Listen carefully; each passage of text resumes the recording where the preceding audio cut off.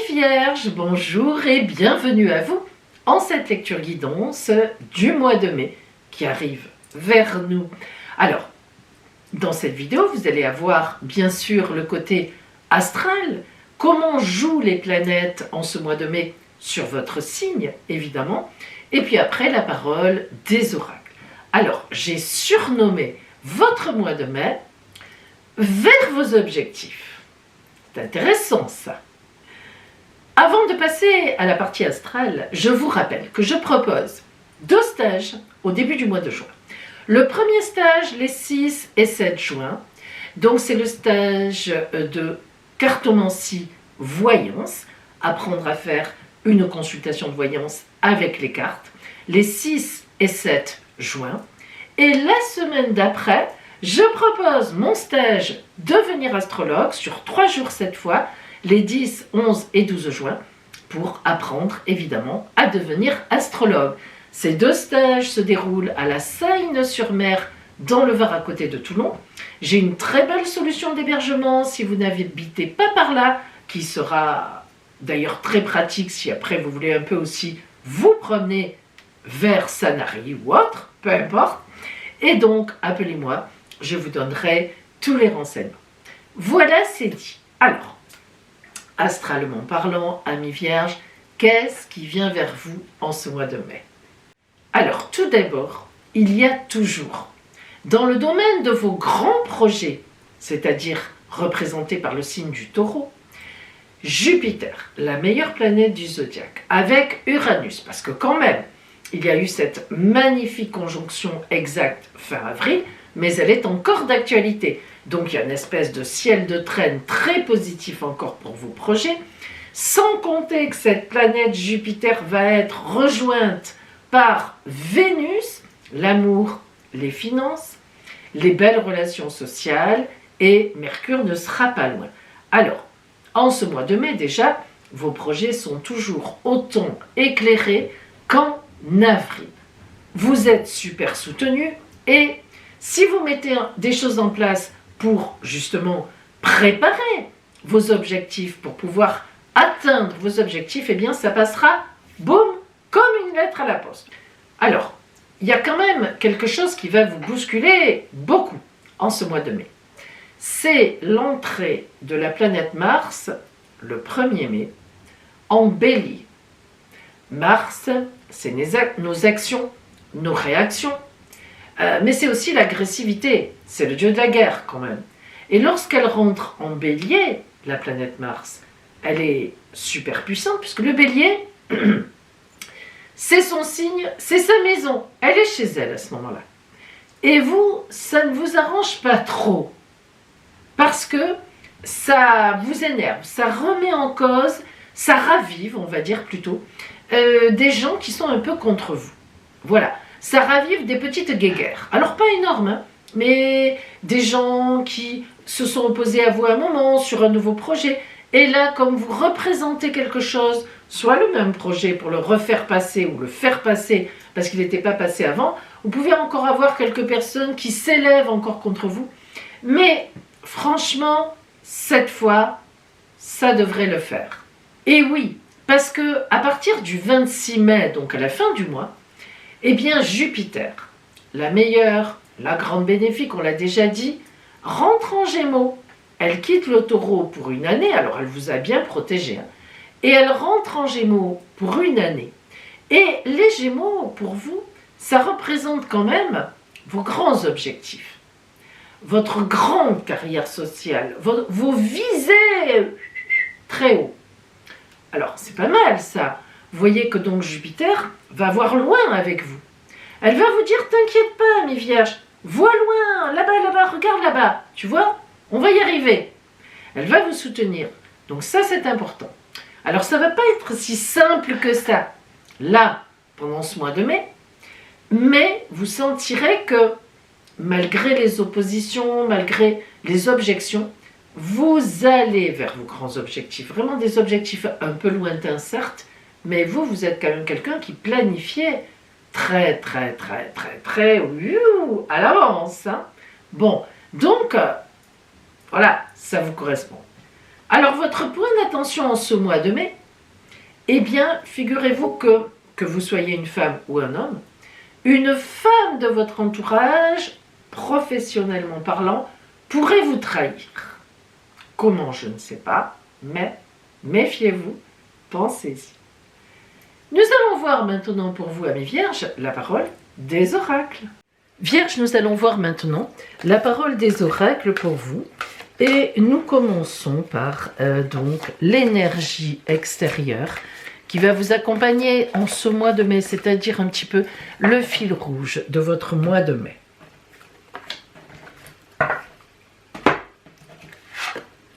Ah, la force. Ça, c'est une belle carte, la force. Alors, la force, en tarologie de Marseille, ce n'est pas du tout l'autoritarisme, hein. C'est au contraire celle qu'on appelle la force tranquille. Tout dans son mouvement est paisible. Alors, tout d'abord, vous voyez que la force, c'est une jeune fille. Donc déjà, elle n'a pas des muscles musclores, hein. Elle est donc fragile sur le principe. Mais elle se tient bien debout et puis elle a le chapeau de l'infini, c'est-à-dire que rien ne peut l'arrêter. Et en même temps, pardon, on voit son pied, ce qui est rare dans la tarologie. La tempérance aussi, on voit son pied. Il y a 2 arcanes.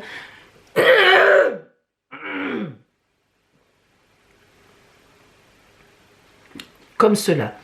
Alors, ça veut dire que la force, elle a à la fois les pieds sur terre, mais à la fois, elle envisage l'infini. Donc déjà, c'est une carte de grande énergie. Ensuite, le lion qui est ici n'est pas très content, mais il se laisse faire.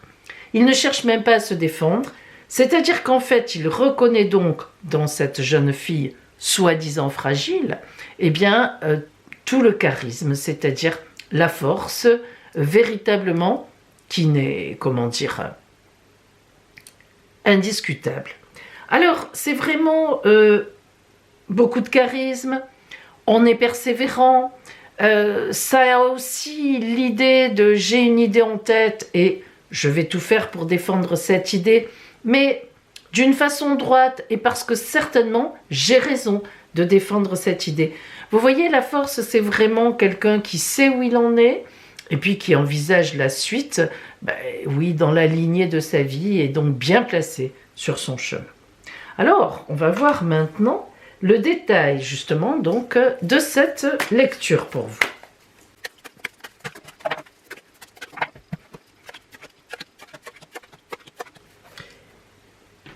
Alors, si on regarde d'abord d'en haut, d'un point de vue un peu général, nous voyons quand même déjà 1, 2, 3 arcanes majeurs, le fou, le mat. Alors là, ils appellent ça la mort, mais ce n'est pas la mort, c'est l'arcane 13, donc mort de quelque chose et résurrection vers autre chose, et l'hiérophante qui en fait est le pape. Donc 3 arcanes majeurs super puissants, très importants. Nous commençons donc par les énergies que vous avez en vous au début du mois. Alors elles sont là. On a le roi de denier et le mat ou le fou. Le roi de denier, d'abord, c'est parmi les arcanes mineurs, la carte de grande abondance. C'est financièrement, matériellement, la carte qui désigne le maximum de ce que l'on peut obtenir de la vie. Et comme c'est une énergie qui est en vous au début du mois, vous êtes donc, amis vierges, en début de mois, très convaincus de ce que vous voulez mettre en place. C'est une évidence. Donc, costaud, bien positionné. D'ailleurs, le fait que la force en énergie extérieure vienne à vous, ça confirme aussi ça. Hein. La vie aussi voit que vous êtes dans cette posture et vous accompagne dans cette posture. Donc, roi de denier, indiscutable, on est bien, on a tous les éléments qu'il faut pour avancer en ce mois de mai. Et puis le mat, le fou, ce n'est pas rien. Premier arcane majeur de votre lecture.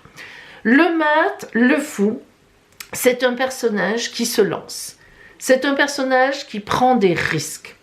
Il prend des risques de se mettre en danger, de se mettre en instabilité. Alors, ça ne vous ressemble pas beaucoup, amis vierges, ça. Eh bien, justement, il faut croire que comme c'est en vous au début du mois, vous êtes tout à fait convaincu d'un objectif que vous avez, vous êtes prête ou prêt à vous battre, à persévérer dans la voie, et vous avez bien raison, quitte à prendre de véritables risques. Vous avez tout ça en vous, la certitude et l'envie du risque, parce que vous voulez y aller. Et alors, dans l'objectif à atteindre, l'as de coupe. Alors là, franchement, le Graal.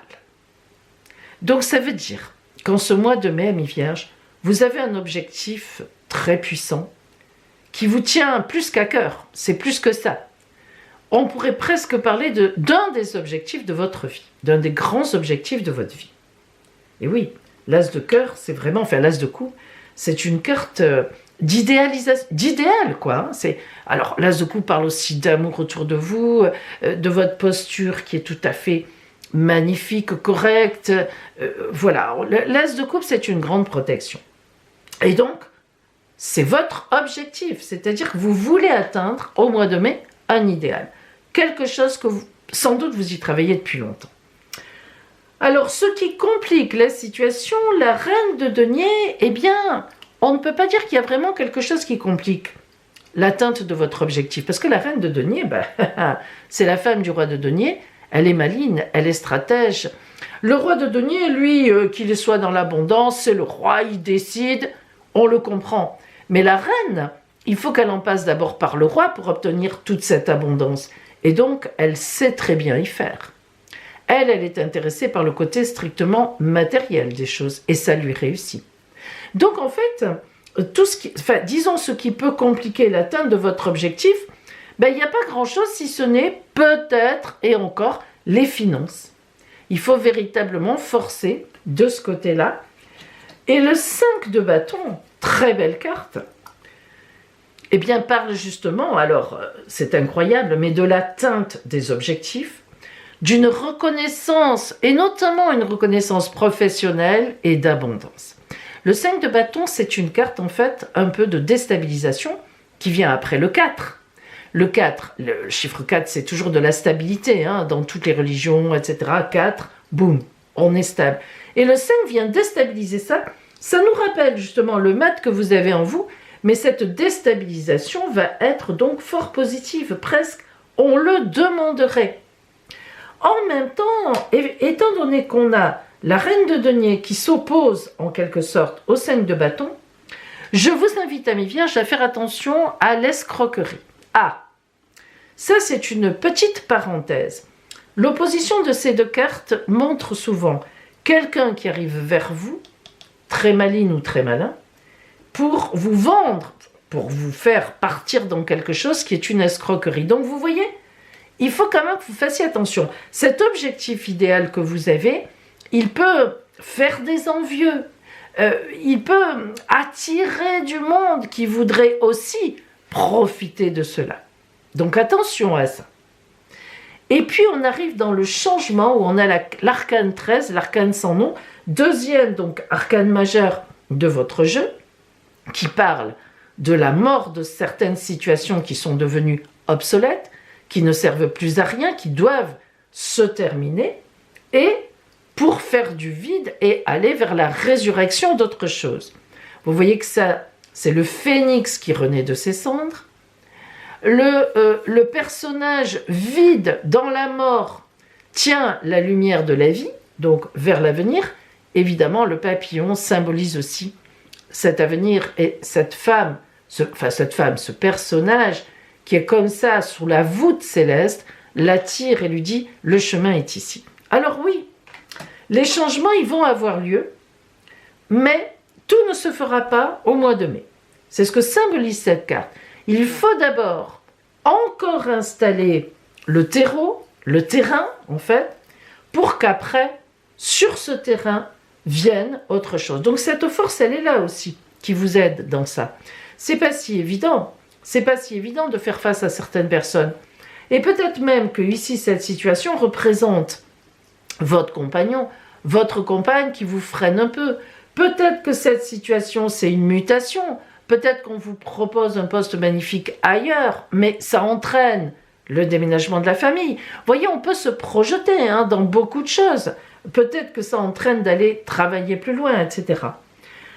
Alors, du côté justement professionnel, financier, vos activités, le hiérophante, le pape, en tarologie de Marseille, c'est la bénédiction, la grande protection.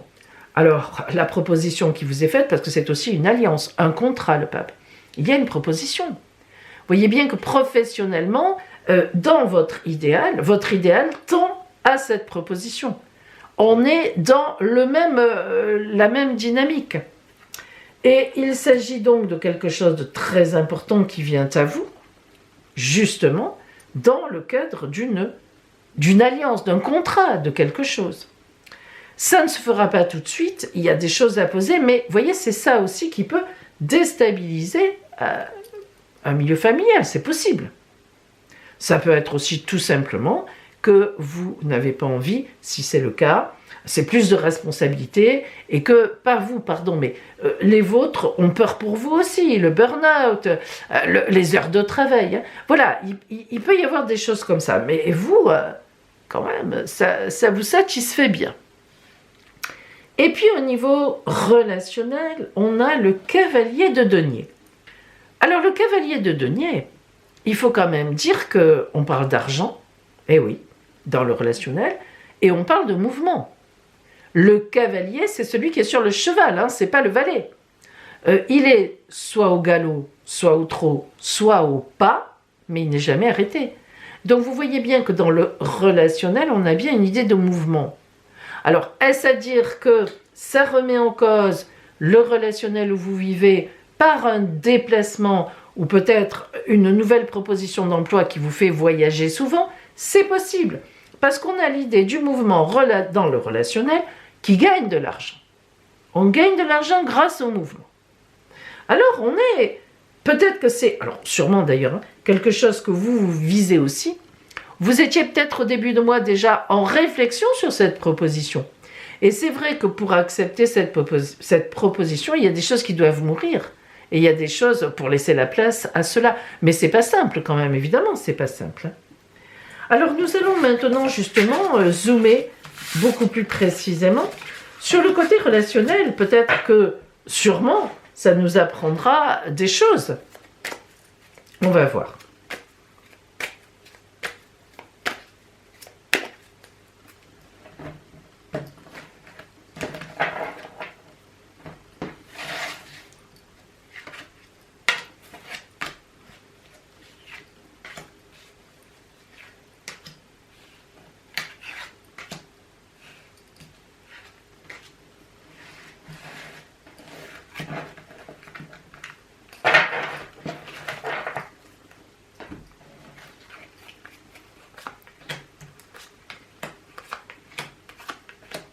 Et oui, alors, là on a quand même très belle chose, un peu d'explication. Alors, tout d'abord la boussole, carte plein centre. La boussole, c'est une carte qui dit il va falloir prendre une décision de direction, évidemment. Et même, on vous montre la direction. La carte de la force qui est venue à vous en ce mois de mai, dans l'énergie extérieure, montre que vous allez vers quelque chose, vous prenez une direction, en ce mois de mai, vous allez vers. Et puis, autour de cette carte de direction, nous avons d'abord la carte de l'alliance, du mariage, la bague, l'anneau, c'est-à-dire que les relations sur place, ça peut être un couple, mais ça peut être aussi la famille, ça peut être aussi les amis que vous avez à cet endroit-là, et la carte du temps qui montre donc le temps qui va passer, une décision à prendre, et on ne fait pas les choses comme ça en un tour de main. Donc cette carte du temps qui sort montre qu'effectivement on va prendre une direction. Il y a la mise en cause de relations qui sont déjà existantes, mais voilà, et ça ne va pas se faire tout de suite non plus. Alors là, on insiste sur le couple, ça c'est vraiment la carte de l'amour, la carte du couple. Là, on est en couple, et en même temps, eh bien, le bateau qui prend le large. Mais ce bateau, ce vaisseau même, je dirais comme il l'appelle, marque aussi toute voile dehors, et moteur même en route, un départ, en tout cas un trajet, alors qui s'oppose à cet amour, enfin à ce qui est là. Alors ça ne veut pas dire qu'on va se quitter, ça ne veut pas dire qu'on va quitter son milieu, ça ne veut pas dire qu'on s'en va comme ça, mais il y a des choses qui vont devoir être remises en cause, réévaluées, revues et corrigées, afin que vous puissiez effectivement, vous, personnellement, vous diriger vers cet objectif qui est quand même, je pense, un très bel objectif pour vous. Alors, la lumière que vous envoie l'oracle, la petite lumière, au bout du tunnel, c'est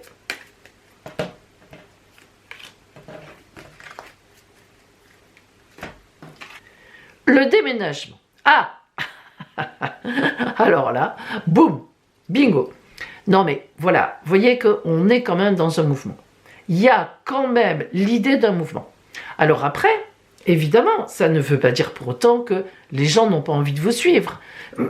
Mais il y a quand même cette idée de revisiter la vie que vous avez afin d'aller sur la route de cet objectif que vous visez. D'ailleurs, hein, personnellement, vous le visez, cet objectif. Voilà pour vous, amis vierges. Donc, apparemment, un mois de mai très important parce que qui vous met en marche vers quelque chose peut-être que vous cherchez à atteindre depuis un moment. Et là, ça commence à... On le sent, il est là. On peut même parler sans doute d'une proposition déjà au mois de mai ou de quelque chose qui commence à sentir très bon, mais qui va donc forcément, ne serait-ce que peut-être par la surcharge de travail que cela représente, qui va sûrement remettre en cause les habitudes, voilà, qui va resituer chacun dans un rôle nouveau, sans doute, mais en tous les cas, c'est la marche vers l'avenir pour vous. Donc, belle réflexion ce mois de mai, et magnifique mois de mai.